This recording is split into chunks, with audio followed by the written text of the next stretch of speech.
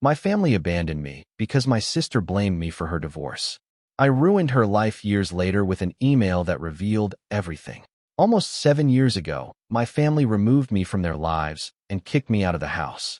I was 22 at the time and lacked the financial stability to rent an apartment on my own. What had transpired was so unexpected that I had no time to prepare, either psychologically or financially. My sister was the cause of all of this. My sister, Hannah, and I have never been close due to our huge age difference. She married her partner of 3 years, Pete, when she was 27, and they were married for 3 years. They divorced after those 3 years of marriage because Hannah suspected Pete of having an affair with one of my friends. I had been living with my parents after college because I had recently begun working and wanted to save money before moving out. My parents were fine with the arrangement as well, until my sister announced her divorce. She returned home one day, crying uncontrollably, and stated that she had filed for divorce because her husband had been cheating on her for 6 months. Then she threw me under the bus for introducing my friend to him. My friend Emily was attempting to gain weight, and Pete, who was a licensed dietitian, volunteered to help her. I had introduced her to him, and it turned out she was the one Pete had supposedly been cheating on my sister with. I was startled that this was occurring because while Emily and I were not particularly close, I thought she was a decent lady who would never become involved with a married man. Furthermore, dishonesty was out of character for Pete as well. He was completely charmed with Hannah and only had positive things to say about her, so I found it quite difficult to believe he cheated on her. I had serious reservations, but my parents immediately trusted Hannah and did not question anything, despite the fact that she had no evidence of him cheating. They simply accepted her word for it. I'm not going to hold it against them since they would naturally prefer their own daughter over their son-in-law, regardless of who was correct. What I didn't understand was why they so quickly kicked me out simply because Hannah said so. She stormed in one day, had a tantrum, and persuaded my parents to kick me out merely because I had introduced Emily to Pete. She blamed me for destroying her marriage, and my parents agreed for some reason. I was upset and tried to stop my parents, but they refused to listen. They warned me that if I didn't leave, they would force me out. In only one day, I had lost both my family and my home and had no idea where to go. I was sobbing on the pavement with all my belongings for about an hour before I was able to gather myself and go to a friend's house for the night. I tried phoning them every day for the next 2 days, but had no success.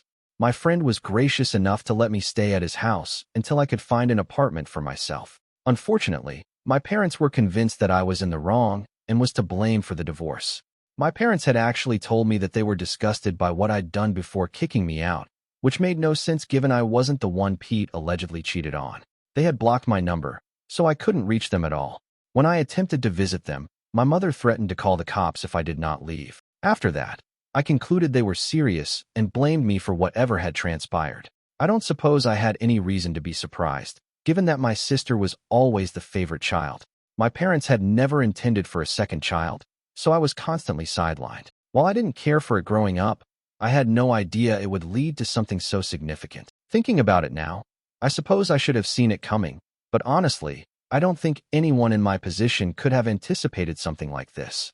Anyway, for the following few weeks, I tried to figure things out on my own since Hannah and my parents had effectively cut me off, and I had no way to contact them. I couldn't chat with Pete since he had also blocked me, which made no sense to me. I couldn't find him either because Hannah and Pete had moved out of the house they shared and gone to live with their separate parents. With no way to contact anyone involved, I turned to Emily, my last choice for finding out the truth. As I previously stated, Emily and I were not very close, but I had to do what was necessary. I asked to meet with her one day and explain the problem. I questioned her if Hannah's claims about the affair were accurate, and she flatly denied it. To be really honest, I believed her.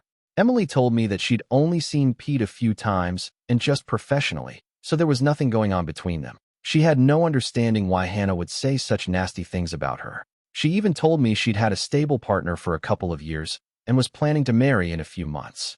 She even showed me photos.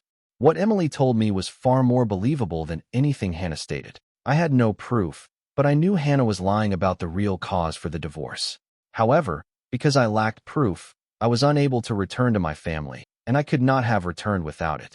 Back then, I was yearning to return to my family because I missed them so much, despite all they had done to me. With time, I was able to overcome it and move on with my life. I found a place and made my employment the focus of my life so that I could distract myself. I also needed to pay the bills, so it was a better way to cope than sitting around feeling unhappy. I was hurting a lot because I didn't have any other options, but I knew I had to keep going, with or without the support of my family. Years have passed, and I am doing a lot better in life. I relocated from my small apartment to a much larger one, and I even proposed to my girlfriend of 2 years about a week ago. Our engagement post proved to be a game changer for me. Just a few days after that post, I received an email out of nowhere that not only revealed the full tale of Hannah's divorce, but also provided all of the answers I needed, along with documentation. My fiancée, Liza, normally just posted about us on Instagram, but the photo from our engagement ended up on her Facebook feed, where she had a larger audience. It was a public post, so a lot of people saw it, including my ex-brother-in-law, Pete. He happened to be someone my fiancée met at a conference a few years ago since she was a doctor, and she ended up adding him on Facebook, where he found me. It truly is a tiny world, and for the first time, I felt pleased with it. Pete contacted me a few days after we posted, but instead of texting me on social media, he chose to send an anonymous email. He subsequently claimed that he did this so he wouldn't feel strange about what he was doing, as it had been several years since his divorce, and he didn't want to appear like a disgruntled loser who hadn't moved on from what happened. Besides, he was the one who blocked me in the first place, so he felt strange and guilty about getting back in touch with me about something that happened so many years ago. The email contained the entire tale and documentation of what happened 7 years ago. When I finished reading it, I couldn't believe my eyes. Apparently, my sister was the one cheating on Pete, not the other way around, as she had been telling us for so long. Not only was that a massive lie, but she had been cheating on Pete with a friend of mine, just as she had accused him of. My friend Frank worked as a clerk at a grocery store near Hannah's house back then. I would never have noticed the connection myself because I had never seen them together. I suppose they had kept it sufficiently under wraps, but not enough for Pete to not find out. When questioned, Hannah told Pete that it was all my fault because I had introduced her to Frank and even told her how much he needed her help because he was an aspiring singer and she was a really excellent singer herself. She agreed to help him, and they were in love before they realized it. She even admitted that I was involved and had helped them keep things quiet for so long. All of this was obviously a fabrication, and I had no idea Frank and Hannah were up to anything. Pete was enraged when he found out and blocked my entire family, which he now admits was idiotic of him. However, he was so enraged that he didn't think much about his conduct. Of course, he told me all of this in person because the email was designed to be as impersonal as possible.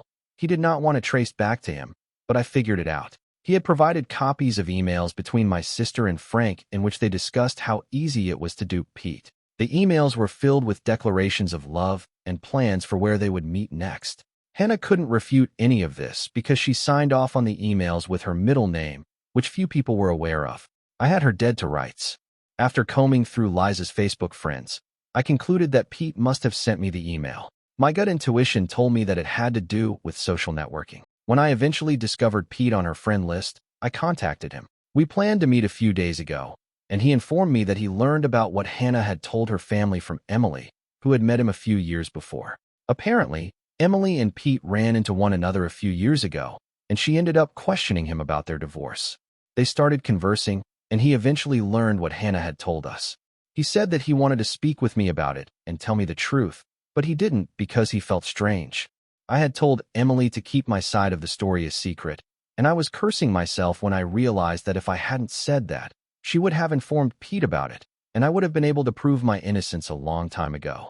Anyway, I swear if Pete hadn't been so easily embarrassed, my life would have been much easier. I did forgive him, though, since I needed his cooperation to completely destroy my sister, and I knew he would agree.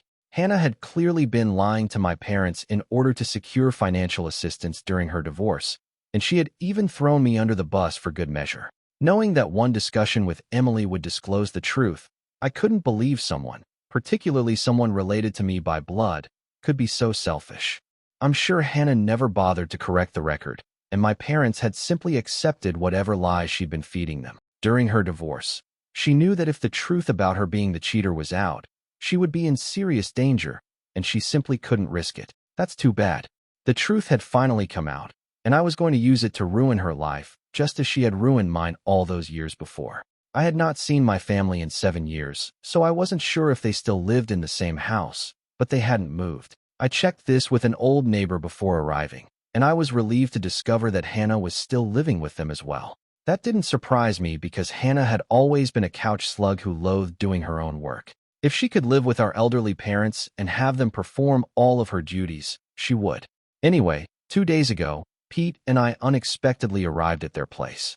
My mother answered the door, and we hardly gave her time to process what was occurring before we walked in. My father and Hannah were also present in the living room. We were back together as one big happy family, but only for a short time. Their faces turned nasty as soon as we entered.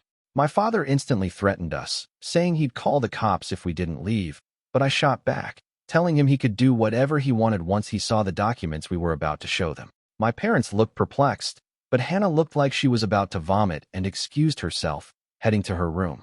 I assumed she was trying to flee, but there was no use in doing so. Pete then proceeded to show my parents the divorce papers and screenshots of Hannah and Frank's correspondence while I described the true story. Pete also told my parents that Hannah had to give up our family heirloom, my grandmother's diamond ring, in the settlement. She had to sell the ring because she couldn't afford to pay him the money she owed. She is a high school teacher.